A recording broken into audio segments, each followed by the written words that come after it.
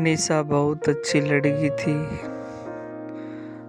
जब निशा की शादी हुई और जब वह पहली बार अपने ससुराल में गृह प्रवेश किया तो थोड़ा उसे अजीब सा लगा। उसे कुछ अच्छा नहीं लग रहा था क्योंकि निशा की सास थोड़े दूसरे स्वभाव की थी। वह बात बात में निशा को टोक दिया करती थी तो उसे वह अच्छा नहीं लगता था। एक दिन निशा की सासू ने निशा को बुलाया, कहा, बेटी जरा किचन में चाय तो बना के ले आ। निशा ने कहा, ठीक है माँ जी, अभी जाके बनाती हूँ। फिर निशा किचन की ओर चल पड़ी और माँ जी के लिए चाय बनाने लगी।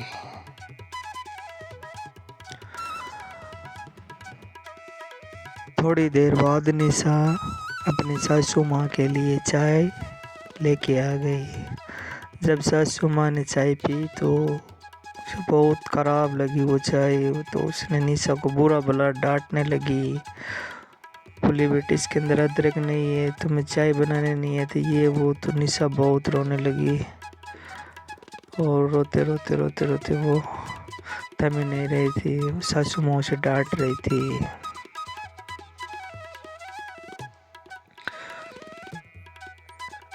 जब शाम को निशा का पति घर आया तो वो पति से सारी बातें बताने लगी।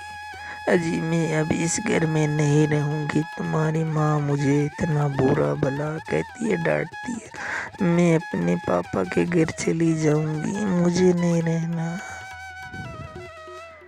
ये बोल के निशा अपने घर चली गई। फिर निशा अपने पापा के घर आ गई।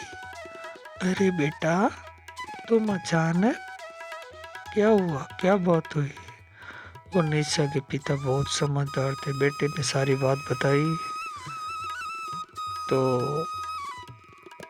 पिताजी बोले, बेटा अंदर। निशा के पापा बहुत सुलझे हुए इंसान थे। बेटा बेटा ये भी तो देखो, तुम्हारा ही घर है, तुम जितने दिन चाहो रह सकती हो, लेकिन बेटे मेरी एक बात देखो, ससुराल में सास ससुर अगर कुछ बोल दे तो उसका बुरा नहीं मानना चाहिए ना बेटा।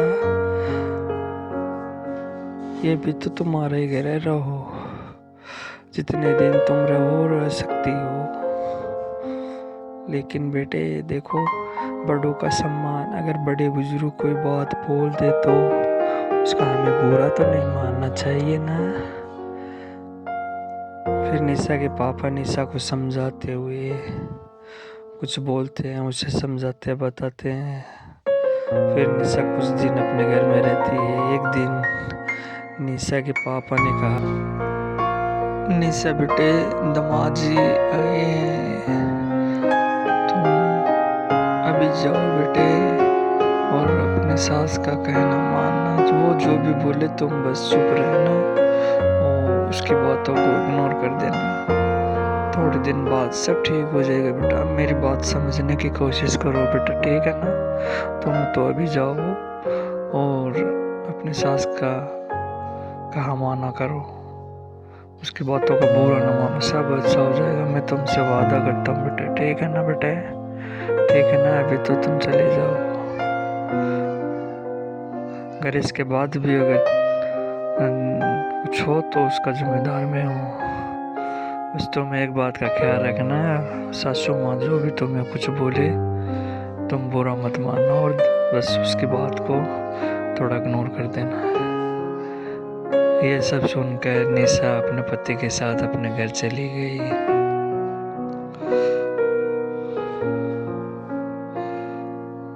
निशा का पति भी उसे कुछ समझाने की कोशिश कर रहा था कि माँ की बातों का बुरा मत मानना। अब निशा अपनी सासू माँ के साथ इधर उधर मार्केट में, किचन में साथ साथ काम करती। वो उसे कुछ कहती तो वो इग्नोर कर देती। ये सब चलता रहा। थोड़े दिन बाद निशा की सासू ने सोचा कि निशा ऐसी बदली क्यों है, वो मेरी बातों का बुरा नहीं मानती, वो नम्र हो गई है। तो निशा की सास उससे बहुत प्यार करने लगी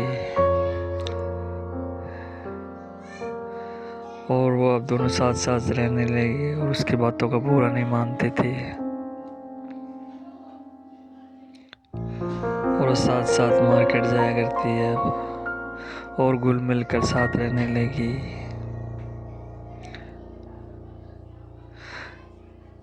निशा को ये देखकर बहुत अच्छा लग रहा था और उसे अपने पापा की बातों का याद आ रहा था। एक दिन निशा के पापा अचानक आ गए और निशा से बातें करने लगे कि बेटा तुम क्या चल रहा है। तो निशा ने कहा बेटे पापा आपने जो कहा था वो सही है, अब मैं इस बेटे अगर तुम्हें अच्छा नहीं लगे तो तुम मेरे साथ चल सकती हो। नहीं पापा नहीं अभी सब ठीक है। निशा ने कहा सब अच्छा है। तो उसके पापा चले गए। निशा की बातें सुनकर उसके पिता बहुत खुश होकर खुशी खुशी घर से लौट चले गए।